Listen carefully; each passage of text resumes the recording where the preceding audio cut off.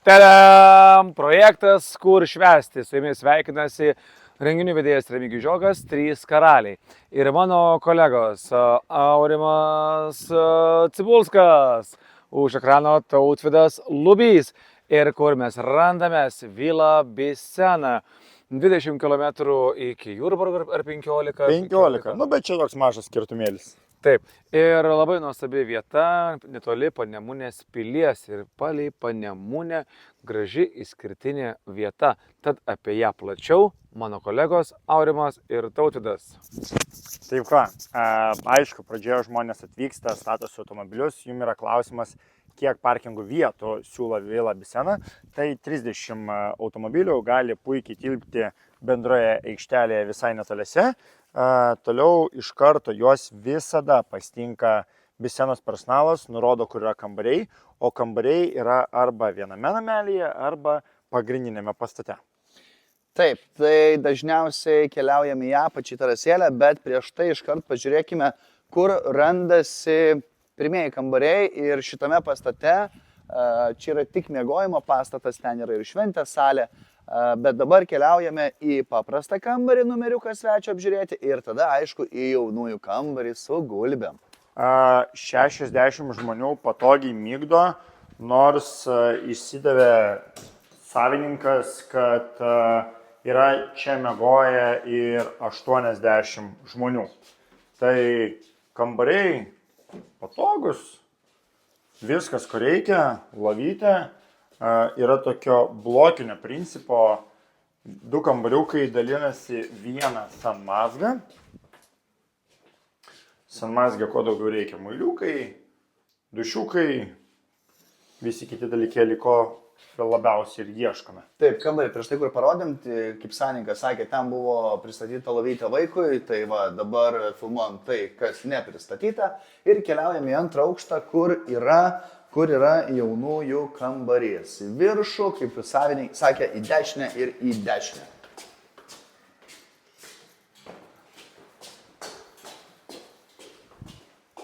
Tikriausiai kambariai yra labai svarbu ir kada galima atvykti. Tai nuo 16 valandos yra atvykimas į vilą, o išvykti reikia iki 1 valandos dienos, nebent tai yra sekmadienis, tada galite išvykti 3 valandą. Taip, dar kartelį keliaujam į sanmazgą. Dušai ir tualetai yra visuose numeriuose. Ta prasme, nėra kažkokie tualetai, kur ten visam pastate 3. Viskas yra pakankamai gražu, tvarkinga.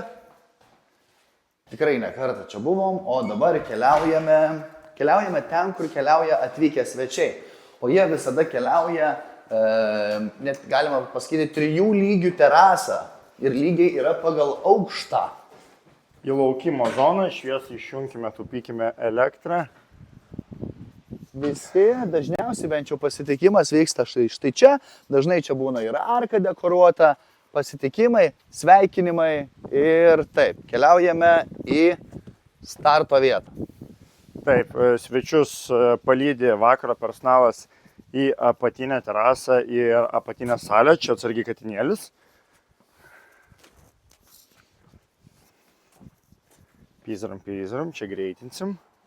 Šiuo metu, man atrodo, kažkas man bildenasi į subinę, ar tai nebus viduriavimas. Tai va, kaip ir minėjau, yra 1 terasa, tada keliaujame į -1 aukšto terasą. Šiaip dažnai šioje vietoje vyksta ir ceremonijos. Jeigu mūsų operatorius ateitų greičiau... Operatorius viršuoj. Va, štai, malonu matyti. Čia vyksta ceremonijos. Šiaip labai gerai, seniau toje vietoje būdavo kubilas, dabar jo nebėra, tai atsiranda dar papildomas vietos svečiams. -2 aukštas, taip. Kai atvykstate čia, dažniausiai čia ir vyksta svečių laukimas, kol grįš jaunieji. Alaus kraniukai. Užkandukai, rami zona, galima pailsėti. Draudimų nėra jokių. Nei garso, nei fejerverkų, nieko. Viską galima, dūmus vidui galima. Taip, kad kviečiama užeiti vidų ir pasižiūrėti, kaip atrodo salė, kur laukia svečiai jaunųjų. Jeigu lietingesnė diena arba tiesiog vėsesnis laukia oras, svečiai atvyksta čia. Čia yra ir baras, ant jo vis dar laukia užkandžiai, personalo vienas iš personalo vis dar nurodo, šiaip yra vis dar jokinga situacija. Visi, kas dirba Bisenai, žino šitą kolonėlę. Vis dar žino, kad būna 2 lygių vakarėlis, dažnai atvykus, kai kolektyvas statosi aparatūrą, čia jau girdi mėgstamiausias šefo Juliaus dainas. Taip, tiesiai matome pirtį, kur įsijungia šviesa. Niekas nežino. Dar, man atrodo, žinok, aš pats niekada nebuvau suradęs tiksliai, kur čia šviesa jungiasi, bet kad suprastumėte, čia dažniausiai apsistoja personalas ir čia būna taip pat ir pirties zonos. Ir šiaip pirtis yra tikrai inovatyvi, turi ir 4 kėdės. Tai nebūtinai reikia sėstis, gultis ant klauptų visokių. Taip, mūsų kambariukas, bet keliaukime pasižiūrėti, kaip atrodo viršuje salė. Taip, svečiai laiptukais pakyla į viršų, ten laukia šventinė salė, kuri talpina patogiam sėdėjimui 60 žmonių, prasideda savininkas, tačiau, žinokit, manau, yra tekę ir dar daugiau svečių turėti čia. Taip pat ir vaikų kambarys, kas yra labai patogu, nes jis yra arti pagrindinės salės. Tėveliai neturi, eiti į kitą pastatą, prižiūrėti vaikų.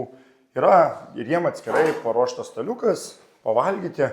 Ir aš šiaip labai asmeniškai mėgstu prieš vakarienę pažaisti su šiuo krokodilu. Čia yra, kas žino iš mano komandos, mano vizitinė kortelė. Jeigu kas, tau įkas. O taip, toks mano šūkis yra. Taip, grįžtame į pagrindinę salę ir štai čia turime barą, tiek mobilų barą, jeigu reikia įsikūrėm čia, jeigu reikia įsikūrėm žemesnėme aukšte. Štai šioje vietoje dažniausiai kūrėsi didžiai vedėjai, grupė ir visa kita. Taip. Užkandžių staliukai ir turime, kiek sakė, čia yra dabar padarytas sėdėjimas 50 žmonių. Tai tikrai galite pamatyti, kad labai erdvi patalpa. Užtenka vietos ir grupiai, ir pasirodymam, ir 50 žmonių sėdėti ir valgyti, ir šokti. Taip, jeigu būna mažesnė šventė, kaip ir Tautvydas minėjo, barmenai savo statosi atskirą stalą, bet šiaip labai dažnai, kad staupyti vietos yra stojama prie jau Vilos Bisenuose esančio baro. Šiaip dideli pliusai, tai kadangi tikrai šitą vietą man širdžiai asmeniškai miela yra, tai labai fainas personalas, labai tikrai gerai dirba merginos, o čia yra laiptai į viršų, bet jau kambarius matėt? Taip, dalis kambarių yra ir viršuje, bet kiek minėjo, jie labai panašus ir kaip mes galim praleisti mūsų tualetai. Sanmazgiukai, visiems svečiam arti salės, pakakoji, pasisioji ir toliau tu baliavoji, kaip sakytų mūsų buvęs kolega Laurynas Šimkus.